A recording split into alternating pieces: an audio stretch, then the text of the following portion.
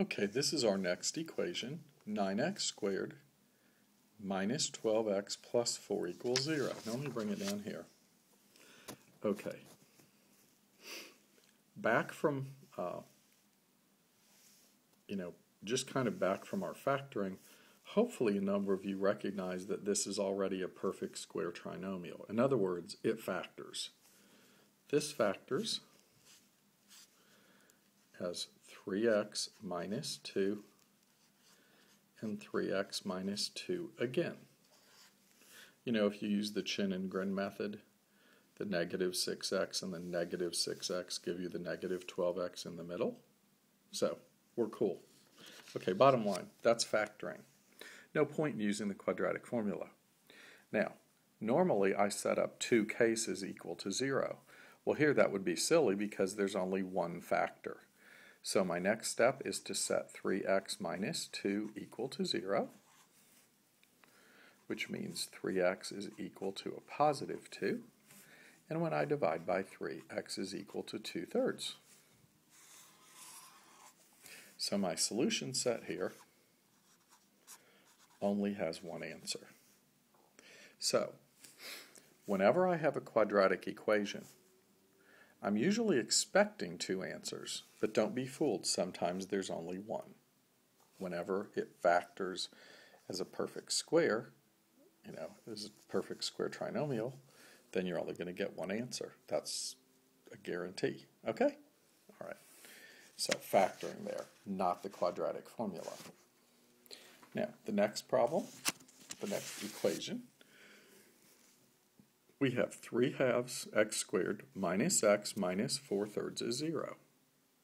Okay, no way am I going to deal with all these fractions. So when I look at the denominators, I see that my LCD is a 6. So I'm going to multiply through by that LCD.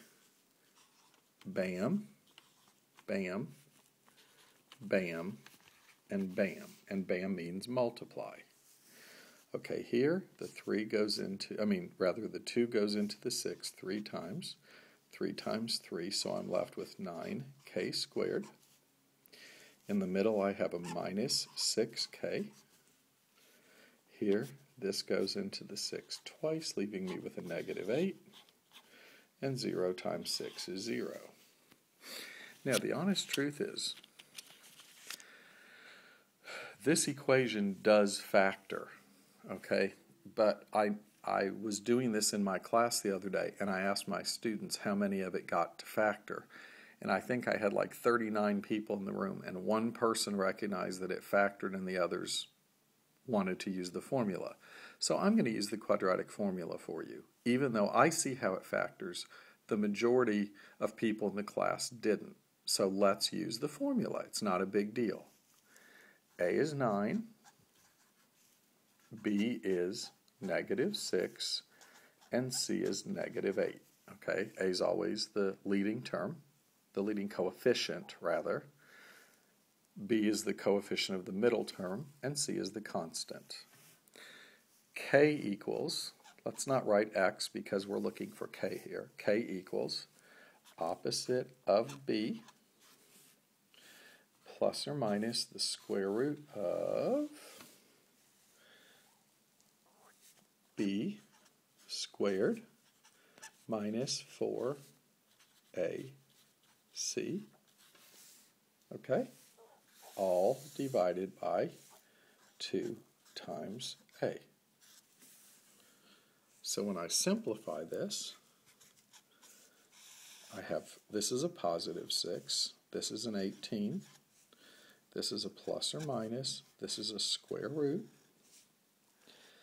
Under the radical is the place you need to be the most careful. Negative 6 quantity squared, of course, is 36. Now, under here, look what happens. We have a negative, we end up with a negative 4 times 9, which is a negative 36. A negative 36 times a negative 8 is a positive 288.